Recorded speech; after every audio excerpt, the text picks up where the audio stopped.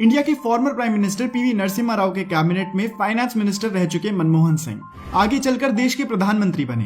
ये भारत के उन चुनिंदा पॉलिटिशियंस में से हैं जिन्होंने अपनी साफ छवि की वजह से विरोधियों के बीच भी काफी रिस्पेक्ट कमाई है।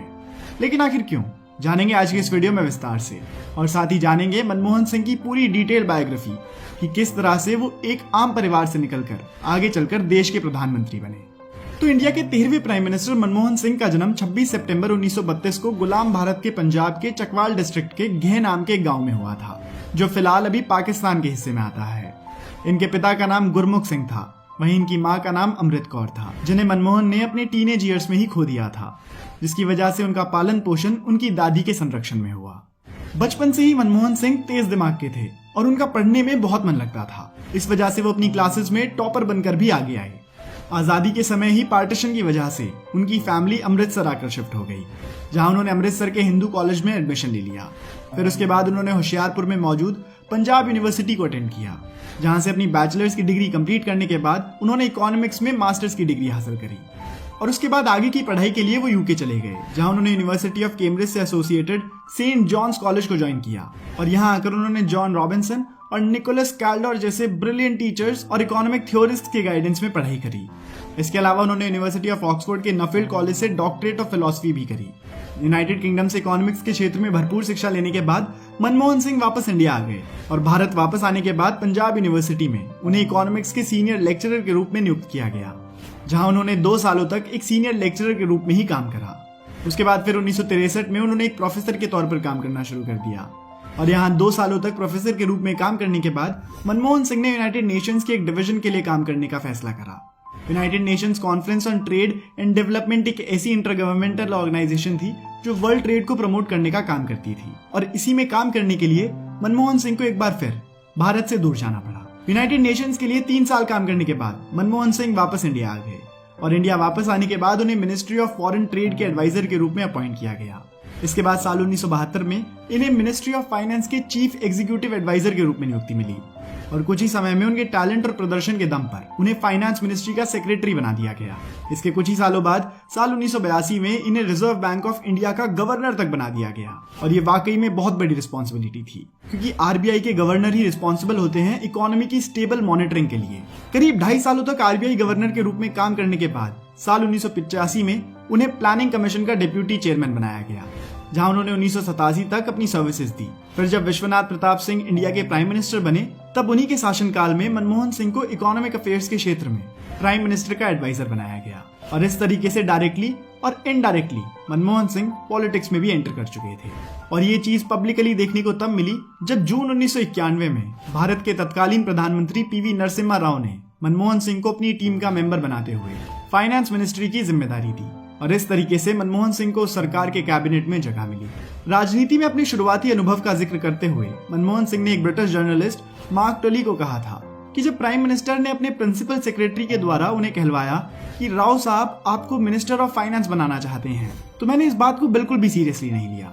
लेकिन फिर अगली सुबह हमारी मुलाकात हुई, जिसके बाद मुझे उनके प्रपोजल को एक्सेप्ट करना हुआ, और इस तरीके से मैंने अपने राजनीतिक करियर की शुरुआत करी।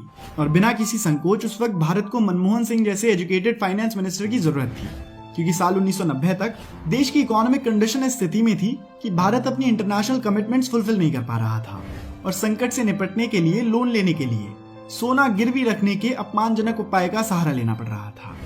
तो इंडियन इकोनॉमी की ये स्थिति स्वतंत्र भारत के आर्थिक इतिहास में एक निर्णायक समय था।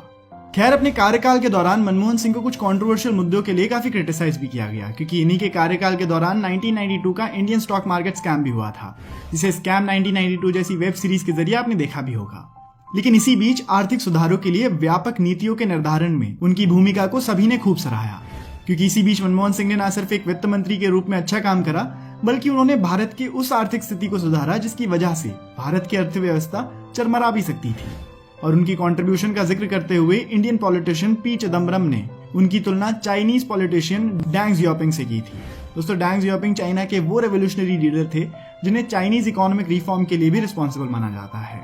वैसे तो मनमोहन सिंह ज्यादातर समय के लिए राज्यसभा मेंबर के तौर पर ही पार्लियामेंट के सदस्य रहे थे, लेकिन 1999 में उन्होंने साउथ दिल्ली की लोकसभा कॉन्स्टिट्यूएंसी से इलेक्शन भी लड़ा था, पर अफसोस वो अपनी सीट नहीं बचा सके।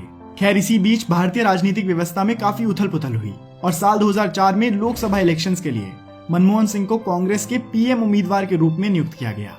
भले ही आज तक मनमोहन सिंह कोई लोकसभा सीट नहीं जीत पाए हों, लेकिन फिर भी जनता का शुरू से ही काफी अच्छा समर्थन रहा था मनमोहन सिंह के लिए, क्योंकि उन्हें भ्रष्टाचार के दाग से अछूते एक स्वच्छ राजनेता के रूप में देखा गया था। और शायद इसी वजह से 2004 के लोकसभा इलेक्शंस में कांग्रेस को जनता का भरपूर समर्थन मिला और 22 मई 2004 को मनमोहन सिंह ने भारत के प्रधानमंत्री के रूप में शपथ ली। और कार्यभार संभालते ही मनमोहन सिंह की सरकार ने सबसे पहले हेल्थ पर काम करना शुरू किया और हेल्थ केयर पर काम करते हुए हेल्थ मिनिस्ट्री ने अप्रैल 2005 में नेशनल हेल्थ कमीशन को लॉन्च करा, जिसका पर्पस रूरल एरियाज की हेल्थ नीड्स को फुलफिल करना था। और मनमोहन सिंह के इस इनिशिएटिव को अमेरिकन इकोनॉमिस्ट जेफरी डेविड सैक्स ने भी खूब अप्रिशिएट किया था। हेल्थ केयर पर ध्यान देने के अलावा इन्होंने एजुकेशन पर भी खूब फोकस करा, क्योंकि किसी भी गवर्नमेंट को ये समझना चाहिए कि अगर वास्तव में हमें अपने देश का विकास करना है तो इन चीजों पर ध्यान देना ही होगा। नेशनल हेल्थ मिशन के बाद साल 2006 में मनमोहन सिंह वाली सरकार एम्स, आईआईटी और आईआईएम के 27% सीट्स को रिजर्व करने के प्रपोजल को इम्प्लीमेंट किया। इसके साथ ही आंध्र प्रदेश, बिहार, गुजरात, ओडिशा, पंजाब, मध्य प्रदेश, राजस्थान और हिमाचल प्रदेश में 8 आईआईटीज का भी निर्माण करा। इसी साल उन्होंने मनरेगा की शुरुआत भी करी। ये एक ऐसा एक्ट आया जिसने सरकार और जनता के रिश्ते को बदला। ये तय करना कि सरकार लोगों को अपने गाँव के आसपास रोजगार दिलाएगी, अपने आप में बहुत बड़ा कदम था। साथ ही एक ऐसा प्रोग्राम था जिसमें औरतों को प्राथमिकता दी गई। ये प्रोग्राम पूरे परिवार को टारगेट करता था। रोजगार न दिलाने पर अफसरों पर कार्रवाई का प्रावधान भी था। सरकारी जिम्मेदारियों की ये नई पहल थी। हालांकि बाद में इसमें भी भ्रष्टाचार के आरोप लगे, पर वो अलग बात है जो कि एक्ट से अलग है। एक्ट के इरादों पर डाउट नहीं किया जा सकता।